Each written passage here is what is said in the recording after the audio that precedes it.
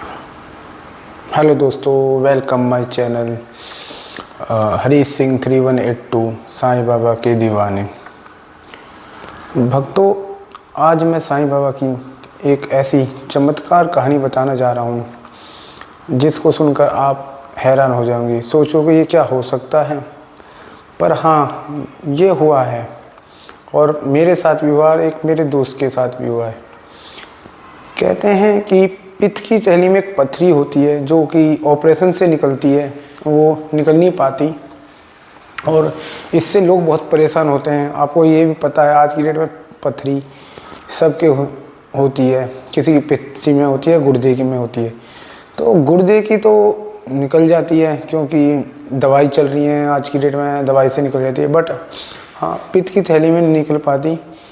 पित्त की थैली से गुर्दे की पित्त की थैली से ऑपरेशन के द्वारा ही निकल पाती है। अब मैं बहुत परेशान था, मेरे पित्त की थैली में पथरी थी, मैंने बहुत दवाई भी ली पर नहीं निकल पाई।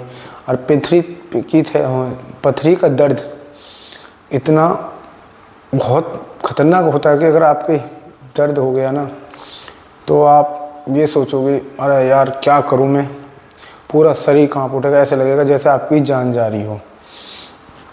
तो मैं साईं बाबा का भक्त हूँ, आपने मेरी वीडियो भी देखी होगी, मैं बाबा की वीडियो डालता भी रहता हूँ। तो मैं शिरडी जाता रहता हूँ हर साल और बाबा की वहाँ से विभूति लेकर आता हूँ।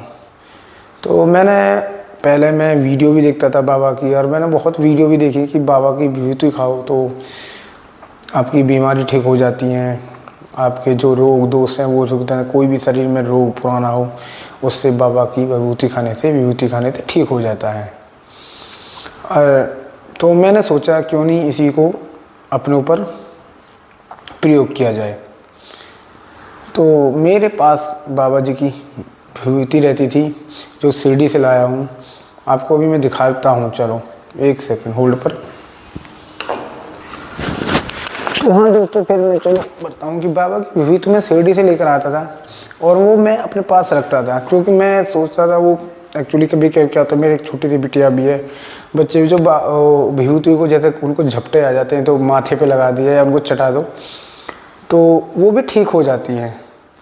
तो फिर हाँ, मैंने ये सोचा कि उस विभूति को क्यों ना मैं अपने ऊपर प्रयोग करूँ। तो मैं क्या करता था, बाबा की विभूति को, और उसमें से मैंने एक मंदिर जो मेरे घर के पास है उसमें से भी लिया आया था। बाबा की धूनी में से जो धूनी जलती है उसकी जो राख होती है उसी को हम बाबा जी की विभूति कहते हैं, और उस विभूति को लाकर मैंने उसमें मिलाया। तो मैं थोड़ा थोड़ा क्या करता था, एक गिलास लेता था और गिलास में थोड़ी सी चुटकी भर विभूति डालता था और उसको घोलकर पी जाता था। ये मैंने 15 दिन लगातार किया।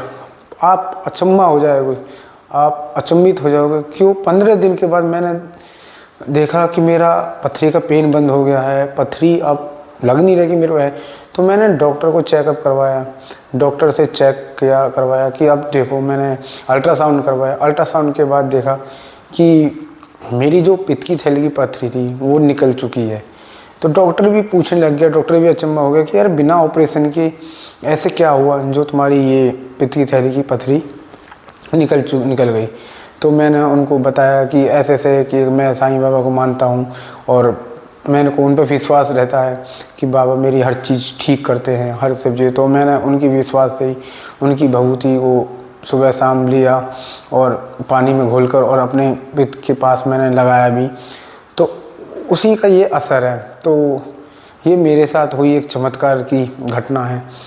अगर आपको नहीं हो लगता तो कभी भी आपकी कुछ बीमारी हो, वहाँ बाबा की विभूति को लेकर, शिरडी से नहीं मिलती, बहुत लोग जा नहीं पाते शिरडी से, तो आप क्या करें, किसी भी नियर बाई किसी भी पास के साईं मंदिर जाएं, वहाँ उनकी धुनी जलती है, किसी पंडित से बोलिए मुझे थोड़ा सा विभूति चाहिए, तो वो आपको एक कागज़ में लपेट कर या कोई छोटी सी पॉली बैग में लपेट कर वो आपको दे देगा, और उसका उपयोग आप करके देखो और उसके बाद खुद ही आप असर उसका पता लग जाएगा, जैसे मेरे साथ हुआ है। मैं इसको झूठ नहीं है, ये सच्ची कहानी है। और एक बार आप करके देखो, फिर देखो उसका बाबा जी का, साईं बाबा का चमत्कार। बाबा एक फ़कीर ही थे, कोई ना, तो वो तो ये सीध से कहते थे कि मेरे गुरु का हाथ है मेरे ऊपर और किसी का नहीं। जो मेरे गुरु कहते हैं, मेरे अल्लाह कहते हैं या मेरे भगवान कहते हैं, उन्हीं का हाथ है। उन्हीं की मैं सबको करके सबकी दुख दूर करता हूँ। और वो भी एक विभूति दे के ही बाबा सबकी बीमारी दुख दूर करते थे, और उनके पास कोई वो नहीं था। तो यही थोड़ी सी छोटी सी एक आपको मैं साईं बाबा की विभूति का बता रहा हूँ। तो आपको अगर मेरी ये वीडियो अच्छी लगी या इसको थोड़ा सा भी विश्वास हुआ तो इस वीडियो को शेयर कीजिए और लाइक कीजिए, और कमेंट में मेरे साईं बाबा के इसलिए ओम साईं जरूर लिखिए। तो धन्यवाद। ओम साईं राम, जय साईं राम की जय। अब मैं मिलता हूँ आपको नेक्स्ट वीडियो में। आपको